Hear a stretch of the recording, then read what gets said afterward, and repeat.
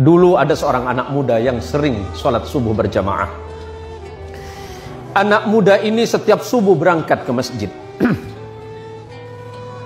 Berangkat ke mushola Al-Qamar setiap subuh. Sebelum berangkat subuh dia mandi dulu di rumahnya, memakai pakaian yang baru, memakai harum-haruman. Tiba-tiba di tikungan jalan dia jatuh. Jatuh di tikungan.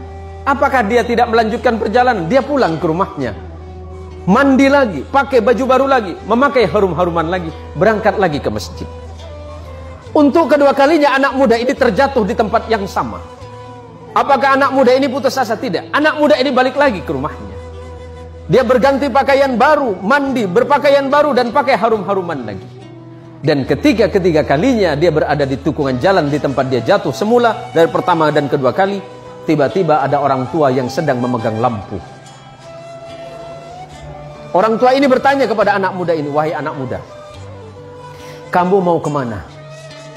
"Saya mau ke masjid, Pak. Saya mau sholat subuh." "Iya, dari tadi saya melihatmu dari jauh, engkau jatuh. Tapi setelah itu engkau pulang lagi, kemudian kembali lagi, jatuh lagi, dan kemudian engkau pulang lagi untuk yang ketiga kalinya. Jadi bagaimana, Pak? Takutnya kamu jatuh, saya antarkan kamu ke masjid."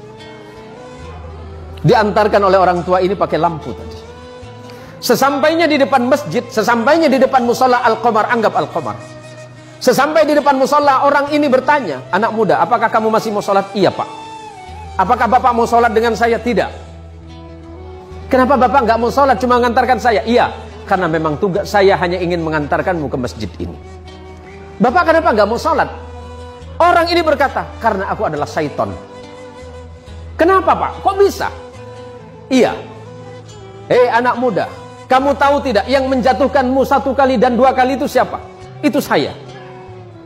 "Bapak siapa?" "Saya setan." "Tapi kenapa kalau memang Bapak setan masih mengantarkan saya ke masjid ini?"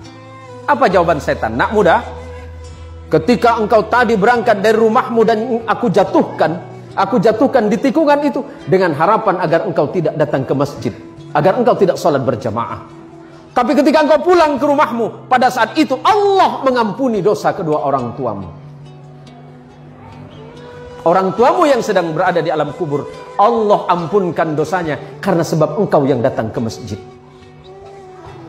Yang kedua kalinya, ketika aku jatuhkan dengan harapan agar engkau tidak ke masjid, pada saat itu engkau kembali lagi, dan pada saat kembali itulah Allah mengampuni tetanggamu yang sedang tertidur pulas dalam keadaan tidak sholat." "Tapi kenapa Bapak seton?" Anggap Bapak seton. Ada namanya mirip, Pak? "Ya kenapa Bapak mengantarkan saya ke masjid?" "Kalau seandainya aku menjatuhkanmu ketiga kalinya dan tidak mengantarkanmu ke masjid, maka niscaya orang satu kampungmu itu diampuni dosanya oleh Allah karena sebab perbuatanmu."